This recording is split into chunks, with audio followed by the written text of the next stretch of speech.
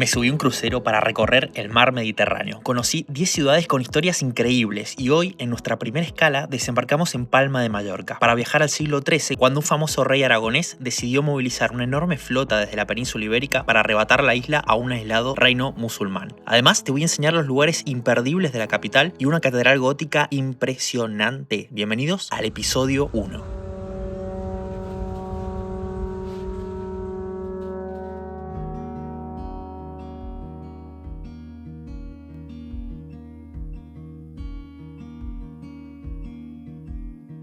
Tras una noche de navegación, atracamos en el puerto alrededor de las 9 de la mañana.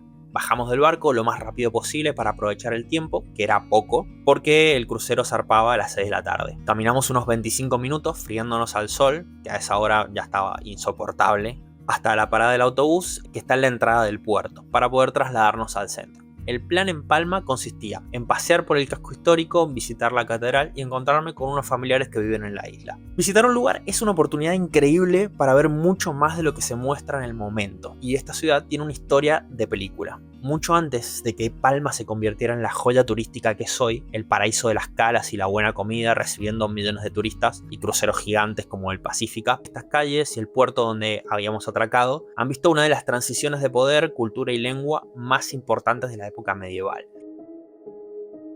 Y es que hace 800 años en esta zona ocurrió uno de los momentos bisagra en la historia de lo que hoy es España. Para 1222, la ciudad de Palma de Mallorca se llamaba Medina Mallorca, y las Islas Baleares se encontraban unificadas bajo un reino islámico independiente, el Reino Musulmán de Mallorca, que incluía no solo Mallorca, sino también Menorca, Ibiza y Formentera, con capital en la actual Palma, y que era gobernada por un emir que concentraba el poder político, militar y judicial bajo la ley islámica.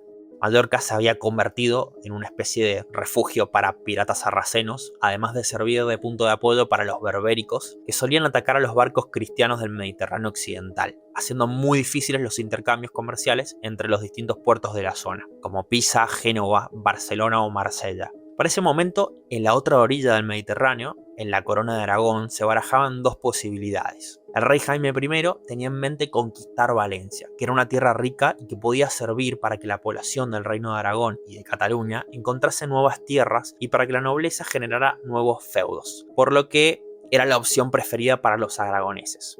Por otro lado, conquistar las Baleares era la opción preferida para los comerciantes catalanes y provenzales que buscaban evitar la competencia con los mercaderes mallorquines y terminar con el refugio de piratas que significaban las Baleares en ese momento, de donde el reino musulmán obtenía gran parte de los ingresos. Era septiembre de 1229, desde los puertos de Salou, Tarragona y Cambrils salió una flota gigantesca con más de 150 barcos que llevaban a bordo caballeros aragoneses, infantería catalana y cruzados venidos desde ultramar. Al frente de ellos había un joven rey de apenas 21 años, Jaime I.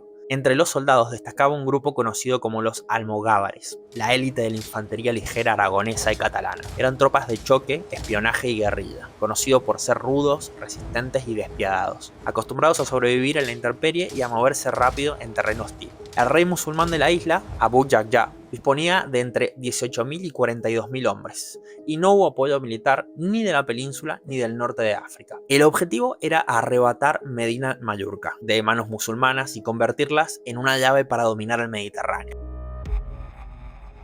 El viaje hacia la isla estuvo muy dificultado por tormentas, pero después de 3 días lograron arribar al islote Pantaleu, situado en la costa de la actual localidad de San Telmo. Desde ahí exploraron la costa hasta encontrar un buen sitio para tomar tierra. Este lugar fue la bahía de Santa Ponsa, donde se produjo un enfrentamiento breve con un pequeño ejército musulmán. Los musulmanes alertados esperaban en lo alto de las colinas.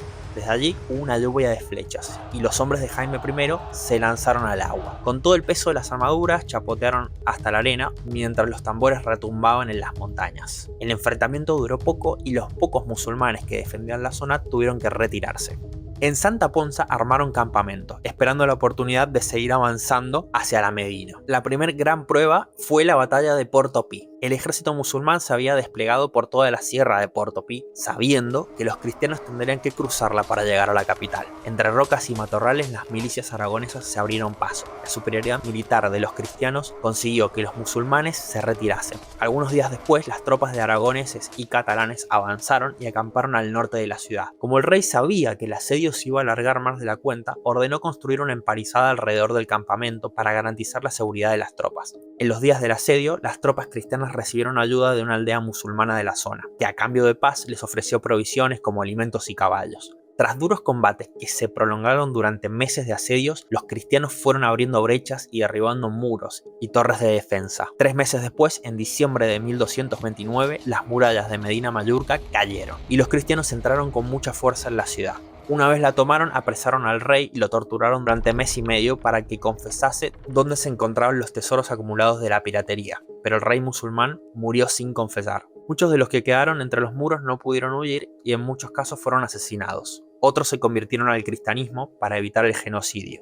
Gran cantidad de casas en la antigua ciudad musulmana fueron saqueadas y se consiguió reunir una enorme cantidad de riqueza. Los musulmanes que pudieron huir se refugiaron en la Sierra de la Tramontina durante el resto de los 2 años que tomó la invasión cristiana de Mallorca. En la mayoría de los casos, muchos se entregaron sin mucha resistencia. El último reducto de las fuerzas sarracenas se agrupó dentro del Castillo del Rey, una fortaleza situada sobre un promontorio al norte de Mallorca. Una vez que la fortaleza fue tomada, Jaime retornó definitivamente a Barcelona. Para 1231, los musulmanes menorquines aceptaron convertirse en vasallos de la corona de Aragón. A cambio de mantener sus leyes, religión y autoridades locales, pagarían un tributo anual, o parias, y reconocerían la soberanía de Jaime I. Y para 1235 un ataque relámpago permitió anexionar Ibiza, y con ella todo el archipiélago balear a la corona de Aragón. Pero la conquista no fue solo militar.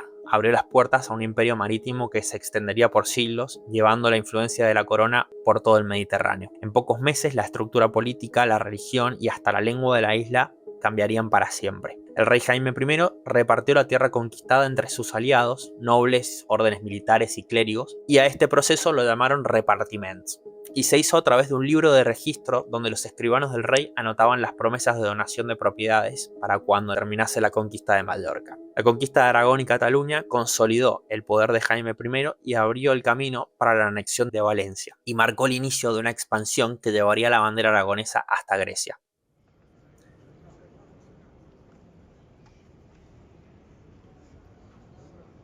La Catedral Gótica de Santa María, conocida como la Seu, domina la zona del puerto y obviamente se puede visitar, incluso subir al techo. Se construyó poco después de la conquista de Palma, sobre la antigua mezquita. Muy cerca está el Palacio de la Almudaina, que fue la alcazaba musulmana que el rey convirtió en residencia real. Desde aquí se administraban las nuevas tierras conquistadas y se vigilaba el mar. En algunas partes del centro histórico sobreviven partes de la muralla medieval cerca del Parque del Mar, que en su día marcaron el límite de la ciudad. En la Plaza Mayor y alrededores, que hoy está lleno de cafés y tiendas, estaba el zoco musulmán. Después de la conquista se transformó en el corazón comercial cristiano, con nuevos gremios y mercados. Adentrándose en las callejuelas hay un montón de patios señoriales y antiguas casas góticas, muchas levantadas por los nobles que recibieron tierras tras el repartimiento de Jaime I. Dominando la bahía de Palma, el castillo de Bellver no solo es una joya arquitectónica única por su planta circular, sino también es un símbolo de poder y control. Construido en el siglo XIV por orden del rey Jaime II, este castillo fue testigo directo de la consolidación del reino cristiano tras la conquista de Palma. Después de unas 7 horitas recorriendo la ciudad, una buena comida y una visita familiar, estábamos arriba del Costa Pacífica, listos para zarpar y dejar atrás Palma al atardecer. ¿Conocías la historia de la conquista de Palma de Mallorca? ¿Estuviste alguna vez en esta isla? ¿Qué lugares visitaste? ¿Qué fue lo que más te gustó? Déjalo en los comentarios y compartan sus experiencias. Si este arranque en Mallorca te gustó, prepárate porque en el próximo episodio llegamos por fin a uno de los destinos más esperados del viaje, Grecia. Atracaríamos en la pequeña ciudad balnearia de Chania, donde el Imperio Otomano en el siglo XVII empezó su largo avance sobre la isla de Creta, iniciando una guerra contra la guarnición de la isla que terminó en desastre. Te voy a enseñar una playa fantástica que conocimos, el antiguo puerto veneciano y algunas comidas que tenés que probar. Si te gusta este tipo de contenido, podés dejar un like, podés suscribirte al canal que es totalmente gratis. Y si ya salió, te dejo el siguiente episodio en alguna parte de la pantalla. Nos vemos en el próximo. Chau.